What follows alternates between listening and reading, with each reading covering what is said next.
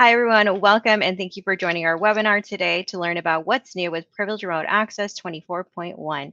Today's session will be led by Principal Product Manager Sebastian Mankowski. Hi, Sebastian. Hi there. And if you have any questions, please submit them through the webinar console at any point. We will be covering those throughout the chat. You can put it in the Q&A area too as well, and we will have some time at the end to address those questions. A reminder, the session is being recorded and you will receive an email with a recording link within about 48 hours from today.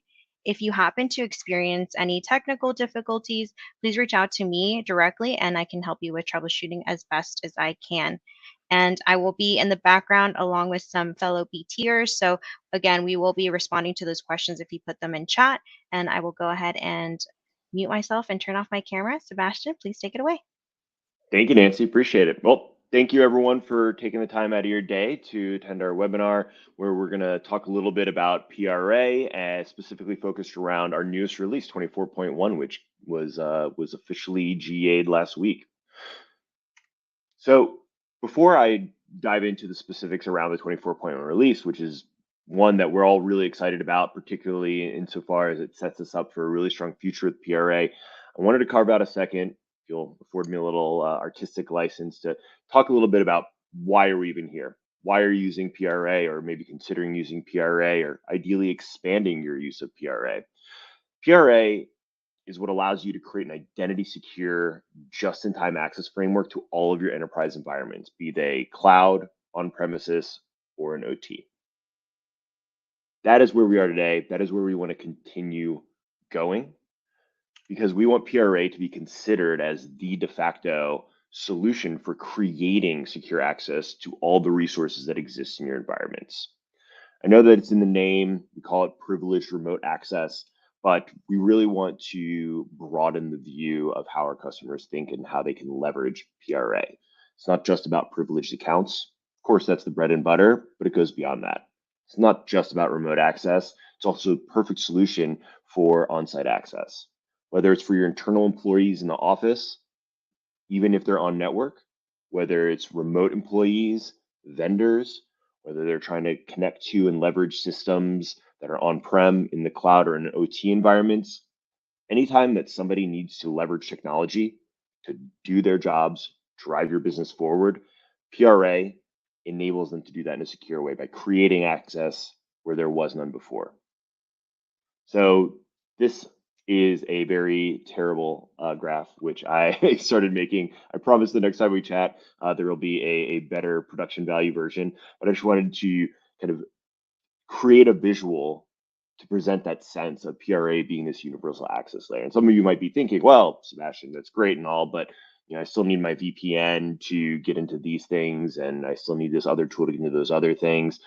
And that's one of the things that I'm really excited to talk about with PRA 24.1, how this release makes our first ability to really broadly claim access to every system with the advent of Kubernetes proxy as well as network tunnels. So I'm going to dive into those a little bit, just a few more notes in terms of how we're going to deliver and what does this mean for you as current and future PRA customers. So we want to be one tool to rule them all. We know it's really frustrating and painful to manage consistent security and policies across different toolkits across your tech stack. So providing one place that you can consistently apply identity security policies for every member of your workforce, for every technological resource, that is our ambition. That is where we're going.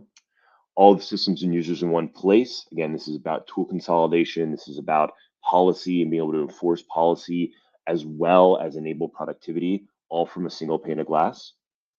Identity security. We see identity security as the new frontier. It's the new perimeter which we must defend. We have a lot of products which are focused specifically on that, and PRA leverages those capabilities and it enables you to apply it to every system and every environment. And then another area that we're focusing on, which is particularly important for existing multi-product customers, but also something to keep an eye out for those that are considering adding more products from the BeyondTrust portfolio, it's a renewed focus on making our products work better together, both to make the things they do today operate at a higher level than they ever have before, but also to unlock new and unique capabilities. That's a little more down the road, but just keep it in mind as an area that we are going to invest in. We already have an excellent integration between PRA and Password Safe that we're going to continue investing in later this year, and we want to continue growing this for the rest of our portfolio as well. Just a quick look at 3 areas in terms of what does the road look like for us getting there. Cloud first identity security is one theme that you'll see pop up a lot. And what I mean by cloud first is not cloud only. So the push and the innovations that the advent of cloud platforms has driven over the years, things like container orchestration, things like ephemeral resources, they've created a lot of patterns, both usage as well as security, which are relevant not just to cloud environments, but can also be applied to your on-premises environments and even your OT environments. Great example of that is you see a shift in Active Directory going to Entra ID. Most people's deployments still rely on a hybrid deployment of those two, but we're creating a world in which you will be able to use PRA to bridge pure cloud environments and just pure Entra ID into all of your on-premises resources. So it's just an example of the benefits of extending what we've learned over the past 5, 10, 15 years from pushes towards cloud platforms and being able to apply that to your entire technology portfolio in an identity secure way. Second theme you'll see a lot of is all the things just in time. I know it may sound ridiculous, but I truly believe that there should be just one way in which you can broker and create access to all of the resources in all of your environments. And it should be done in a secure way where access is given just to what it's needed, just for when it's needed, just for who needs it. There are a lot of things that we're in this release which are oriented towards it, towards this theme, but we will continue to be investing this over time. And then internal product network effects, I'm going to skip that one because I already belabored that a little bit previously. So just to set that stage a little bit on what is PRA, how do many people use it today, and where we want to take it so that everyone can benefit from the same capabilities across their entire businesses. All right, now on to 24.1. So the 2 big things that I wanted to spend time on for 24.1 are network tunnels and our Kubernetes proxy. So with network tunnels and Kubernetes proxy, as I mentioned before, this really does give PRA a claim to being able to create secure access to any device on any network throughout your business. I'll just hop right into network tunnels to kind of explain a little bit about this. So PRA has always focused on TCP specific protocols and brokering and creating access around that type of traffic to those devices that rely on it. We dove deeper underneath of that to get very granular protocol specific recognition for things like SSH, RDP, and in more recent years, MS SQL. This capability of network tunnels goes beyond just those TCP protocols. PRA now operates at the entirety of layer 3, and you can use network tunnels to connect to any non-TCP device. So whether it's UDP, ICMP, basically any protocol that you'd find listed on the IONA registered list of protocols, we can create tunnels to it, and we can do it in a way that's never been done before. So some people who might be listening closely might be thinking, well, this is what I've always used VPNs before. Well, with PRA network tunnels, it's a total VPN replacement. Under the hood, there are a lot of very similar semaphores in terms of identifying IP ranges and port ranges to grant access to users, except it's at a much tighter level of control in PRA, and it's folded into the entire PRA identity security umbrella, as well as having protocol specific filters. So going beyond how you used to connect to resources using a VPN, you can throw all that out a window and you can specify specific IP addresses, ports, ranges of IPs, and the particular protocols of traffic you want to allow, and have that folded into the access work and approval workflows of PRA. This is perfectly tailor-made for OT environments, particularly paired with some other innovations that we have coming down the line to make egress-only jump points, which are really going to be valuable for those that have OT networks that can't reach out to the internet. So create that outbound-only bridging network. And it is really an ability to extend PRA to any system. So I can't belabor that enough. I think it's really impressive what our engineers have come up with, and it's going to open up a lot of doors for customers who not only have OT environments, but those who want to think about putting anything, whether it's a printer or any kind of device that is part of their business, and folding it under the PRA identity security umbrella. A couple things to note on release. Currently, it requires jump points hosted on a Windows system, and it only works for end user consoles that are also running in Windows. We already have plans to expand that. We want to be able to host Linux jump points as well as any type of non-Windows access console. That's going to be coming down the pipe. So this is just for the first iteration. Another thing to note, this is an advanced feature. It takes a little bit more forethought to set up because you have to know your IP ranges. You're not going to be getting discovered assets from your AD directory that you can automatically enroll in here.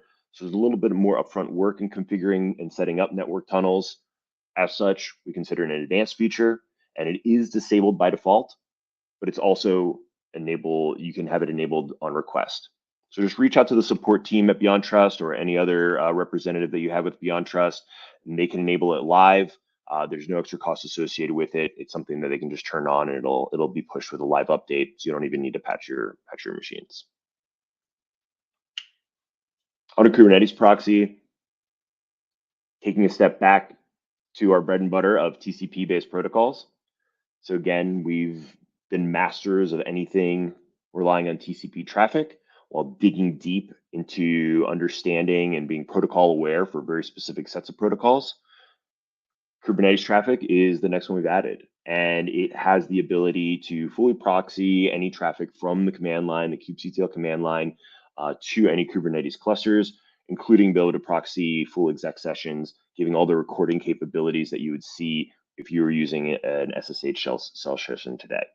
So this is really about being able to access all the things, meeting you where you are as customers, because more and more operating containers and relying on container orchestration tools like Kubernetes becomes table stakes. And so we want to make sure that we fit directly into your workflows and that it is a seamless transition to applying PRA to all of your systems for all of your workforce.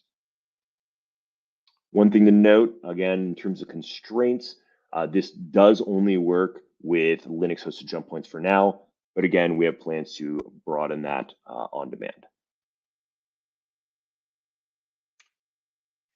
Another theme which we want to continually invest in, and we know it's a challenge because everyone has different needs, but UX. UX is really important to us, particularly for those working at scale.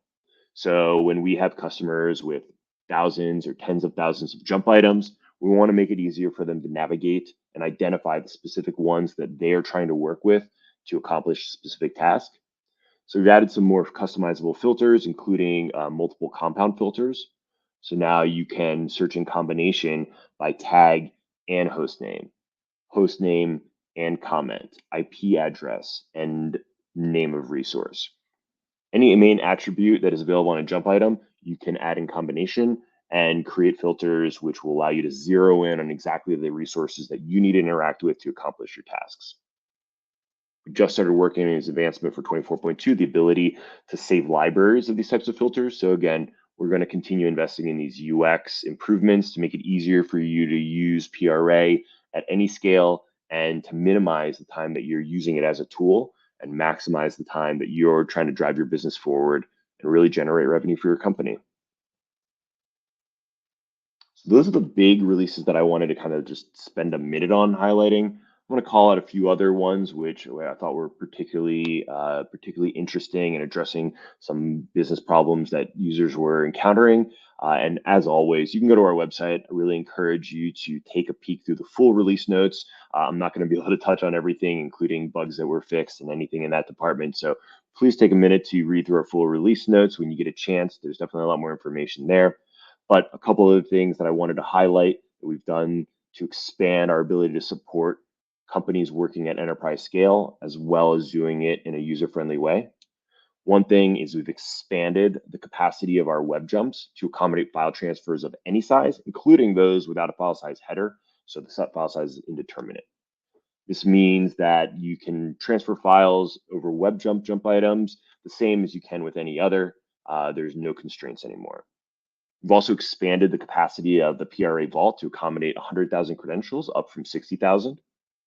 And we've optimized performance of the web access console for those running on Atlas deployments, which we highly recommend people looking at, especially if they have use cases with more than 300 or 400 concurrent users.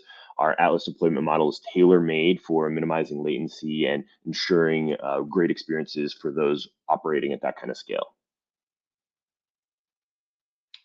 We've also invested in some affordances to improve UX workflows. Again, I see PRA as being an access layer and not necessarily a tool that you want to be living in and working in directly on a day-to-day basis. In my ideal world, you open up PRA, everything happens in the background that you need it to, and then you're just on your way and working.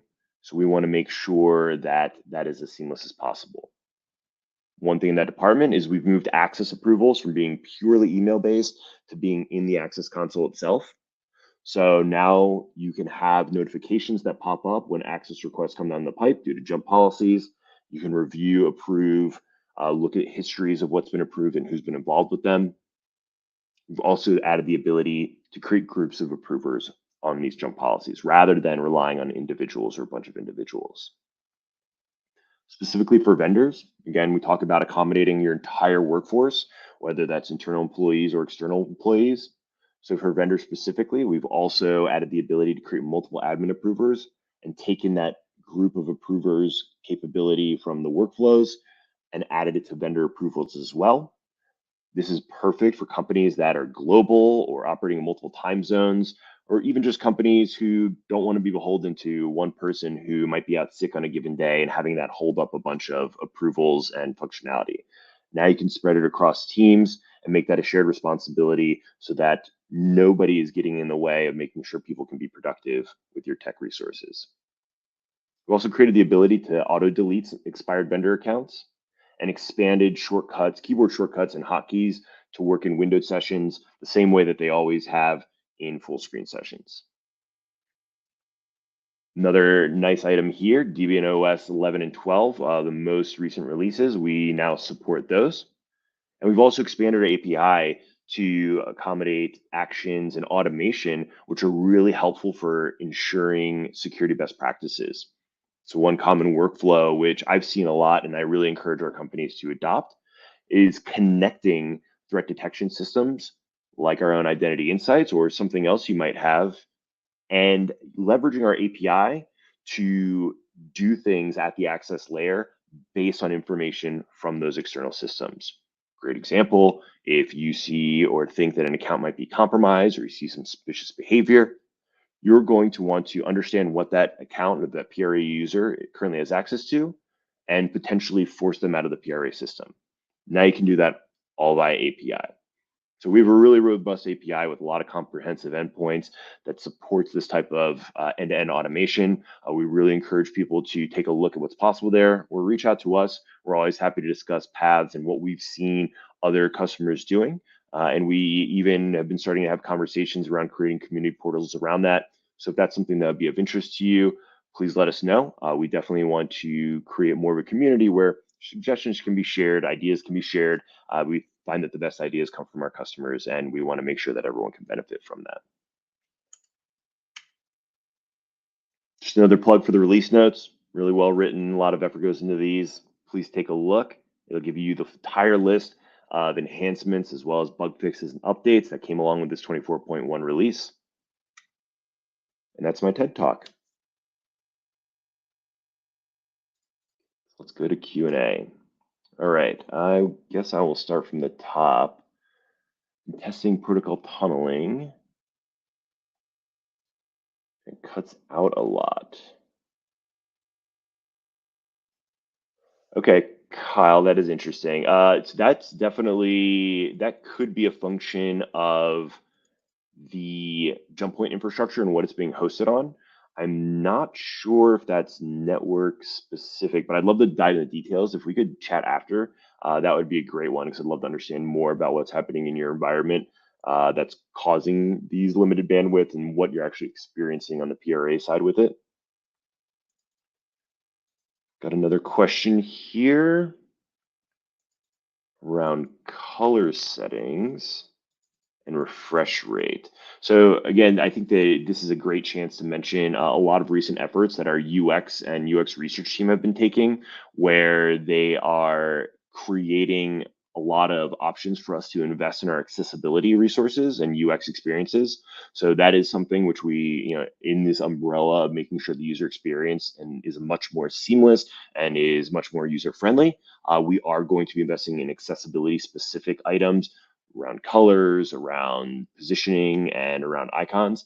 So stay tuned for some updates in that. We are going to be investing in that area. I don't know if it's specifically going to be focused on the items that you mentioned here, but I think it is important that we meet accessibility guidelines in a better way than we do today, and that is an area of investment for us. Okay, we have a question. Do you plan to demonstrate in this webinar how PRA connects an offsite technician to an onsite Siemens or Rockwell PLC? Great question. So no, I'm not going to do a demo live specifically because I don't have any Siemens devices that I can connect to, unfortunately. But that is exactly what Network Tunnels is designed for. So just to give a little bit more color on that, there were some workarounds where you could get PRA using the TCP protocol tunnel to sometimes work with certain OT devices, but it was a very convoluted process that didn't mesh well with the customized local IP address that was created and not necessarily matching what was assumed by the custom software on the end user side. So the network tunnels works around that. It just passes through that same IP address. It really is just opening a tunnel into that network with traffic filtered down and constrained to very specific ranges and protocols. So this will allow for kind of the seamless use of not only those customized device endpoints, PLCs and Siemens devices, but also easily using the software on the end user machines without having to fiddle around with customized local IP addresses or anything like that. So what it is doing is on the local machine, it's creating a virtual NIC, and then using that as the basis of routing to the tunnel in the endpoint network. It also does leverage DNS in the remote network. So if you have that set up, network tunnels can take advantage of it. One other constraint I forgot to mention, it does currently require DHCP to be enabled on that remote network. So that is something to keep in mind for this version 1 iteration. There's a question on, can you touch more around the auto delete for expired vendor accounts? How do you set the expiration? So the setting of expiration is a setting in vendor groups. You can set after how many days an account will expire. And then the auto delete is the ability to have an option for these expired accounts to be deleted. So that should be the same place you find all the rest of your vendor management. Is 24.1 already available for our clients? Yes, it should be. So it was GA'd on March 5th, and I think that there might be the differences in the upgrade push-out patterns on a customer by customer basis, but it should be available for all customers. So if you don't have it already, please reach out to your support team or your administrative team at PRA. Make sure they update to the most recent version, and it should be available for everyone. There's a question on, can the network tunnel target an entire IP subnet versus just an IP? Yeah, so the network tunnel resources allow you to specify IPs, ranges of IPs, lists of IPs, as well as support of CIDR notation. So you can use IPs with CIDR to basically control access to entire subnets. Is there a limit to the number of layer 3 VPN tunnels that can be active at any one time when using the cloud-based PRA platform? So that's a really good question. When you're using the cloud-based PRA platform, it's actually a great benefit of the cloud-based affordance, the SaaS approach that PRA offers. We size the appliance based on the number of concurrent users you have in your deployment. And we have sizing recommendations that are customized around that. So we make sure that the appliance can accommodate the generally expected number of connections accepted or created by the number of concurrent users you have. And it will also dynamically upsize the appliance to accommodate changes in traffic. So if you're using a cloud-based appliance, I wouldn't say there's any concerns around how many concurrent layer 3 or network tunnels you can have active at the same time. But if you run into anything, please let us know. That would be a constraint that we would want to run into. The goal is to have that available and have that operating regardless of size, and for us to handle all that auto scaling under the hood. That's one of the great benefits of our SaaS offering. Question on, are there any updates or improvements planned for the iOS Access console? The apps UI takes up too much of the screen. Yeah, so I actually have noted this. I passed this along to our UX team. They are looking into ways to kind of revise it. So there's nothing currently in the works, but it is an area that we are looking to explore to make that much easier for iOS specific users to leverage. Question, are the network tunnels all handled by the management node or also Atlas aware?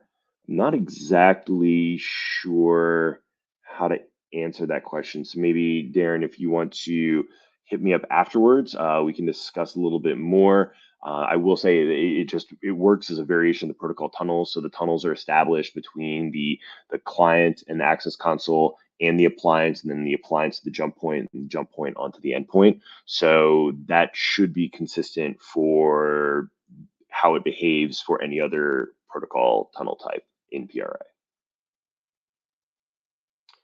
Is audio supported for remote access in 24.1? That is not part of 24.1. It is something that we started working on for 24.2, though. That is currently targeted in that release, but as always, things may change, so please don't hold me to that if a few months from now this question comes up again, but we are trying to deliver this for 24.2.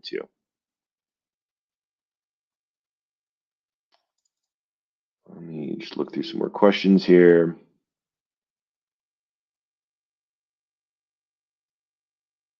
User. Yeah, I won't be able to demonstrate this live, but we should be able to have demos that are available if you reach out to your representative at BeyondTrust. We record things internally with the SEs, and we can even help you understand how to do it live. But honestly, the best way to experience it is to turn it on. It's free. It can be enabled on demand, so just ask and we can turn it on for you, and you can set it up and use it however you want. I always find that everyone's experiences in their own environments are going to be much stronger and more representative than any kind of demo I could present.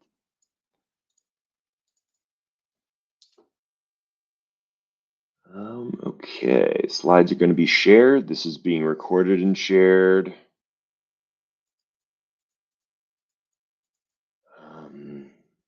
There's a question about when will new tools be added to the bring your own tools feature and what tools on the roadmap. So kind of the way that's designed is for PRA to essentially act as a pass-through.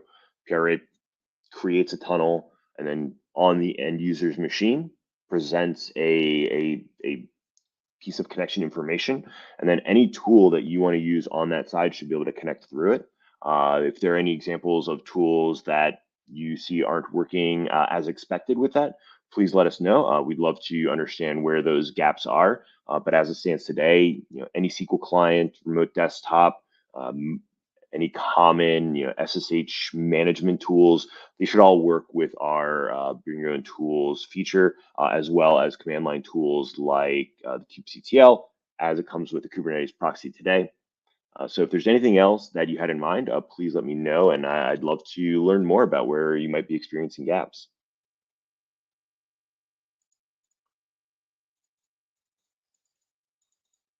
So there's a last question here about network tunnels and how they're different than a jump point. Tunnel setup simply.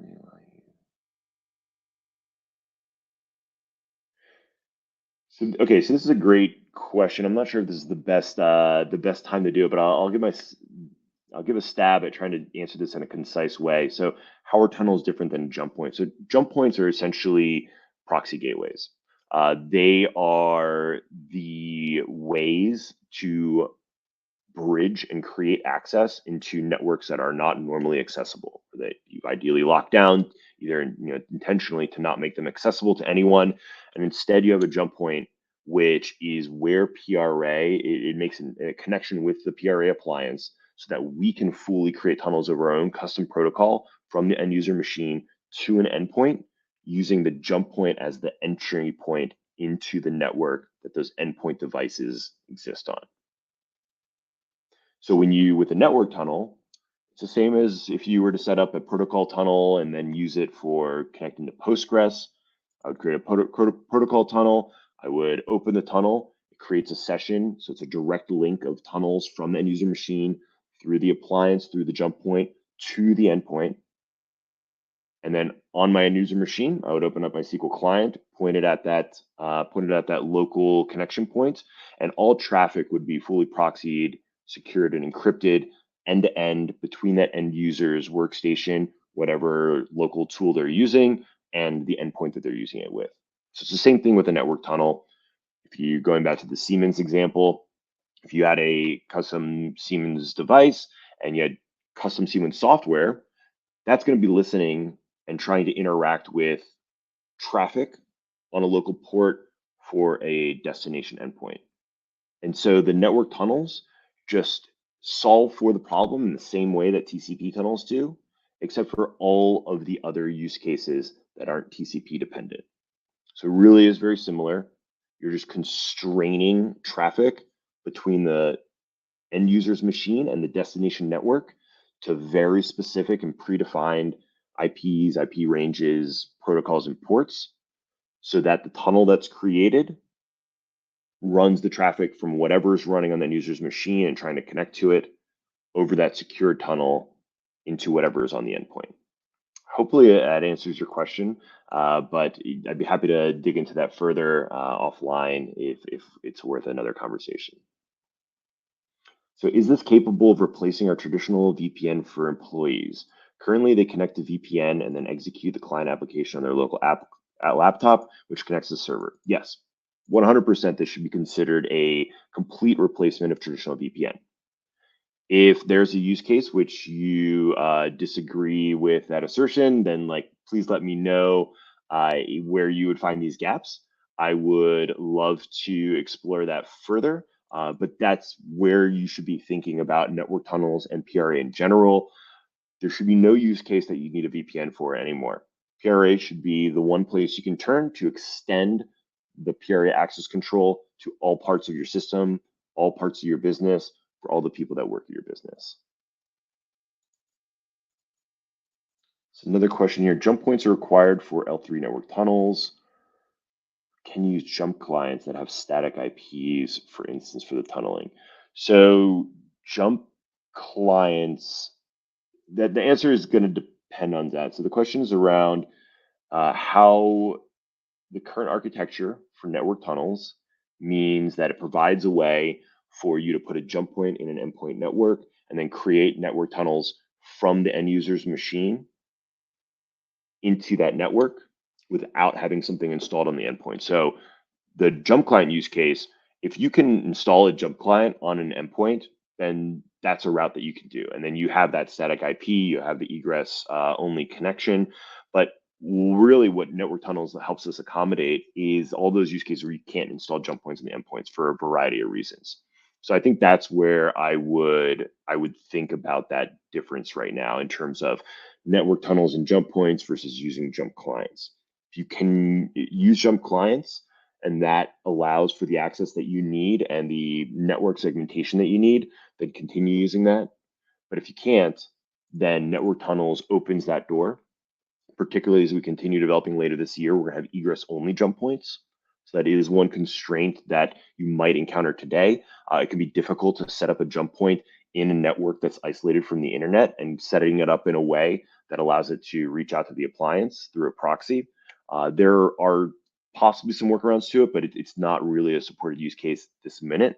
But we are opening that door later this year. So you'll be able to configure your jump points to operate through a proxy, have an egress only connection out of those isolated networks, and then running your network tunnels or really anything over that type of connection. There's a question here, is this only available in the cloud solution or is on-prem capable as well? This is available for everyone. Nothing in the release that I've been discussing is behind any kind of paywall or add-on.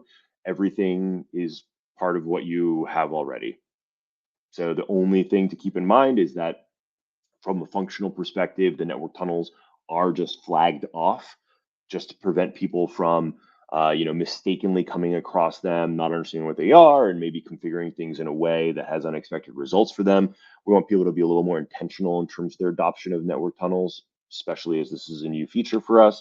We want to make sure that people have a good experience with it.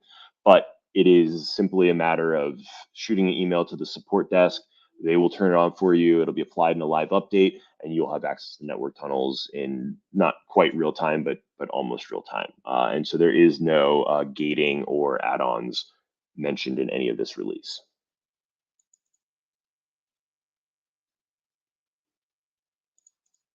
Okay, that's it for the Q&A so far. Give another minute or two to see if there's any other questions. Will say I really wish I could see everyone. It's really distracting to just have this like empty screen here, but.